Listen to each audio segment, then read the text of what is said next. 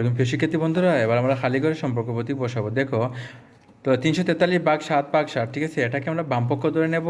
তাহলে বামপক্ষ কী হবে? 343 ভাগ 7 ভাগ 7। তাহলে আমরা বামেরটা যেহেতু দুটোটা ভাগ, ঠিক আছে, তাহলে আমরা বামেরটা দিয়ে আগে কাজ শুরু করবো, ঠিক আছে। বামেরটা কত আছে? 343 ভাগ 7। তাহলে 343 ভাগ 7 দিয়ে যদি ভাগ দিই তাহলে আমরা কতবার যাবে? 49 বার, ঠিক আছে। এখানে ভাগ করা আছে, 49 বার যাবে।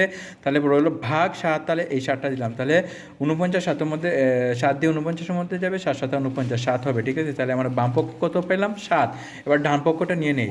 ডান পক্ষ কত পেলাম? 343 ভাগ ব্যাকেট 7 গুণ 7, ঠিক আছে। আমরা জানি কী করতে হবে, এভাবে যদি অঙ্ক থাকে তাহলে আমরা প্রথমে ব্যাকেটও কাজ করতে হবে। তাহলে ব্যাকেটও 343 যা আছে তা ভাগ যা আছে তা লিখলাম, এবং 7 দিই, 7রে আমরা গুণ দেবো, কারণ আমরা ব্যাকেটও কাজ প্রথমে করবো। 7 7 49।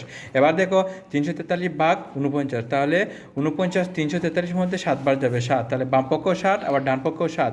তাহলে এটা কি হবে? আমরা খালি করে সমান চিহ্ন বসিয়ে দেবো, কারণ বামপক্ষ আর ডান পক্ষ সমান সমান, ঠিক আছে। বুঝতে পারছো? ওকে, ধন্যবাদ তোমাদের।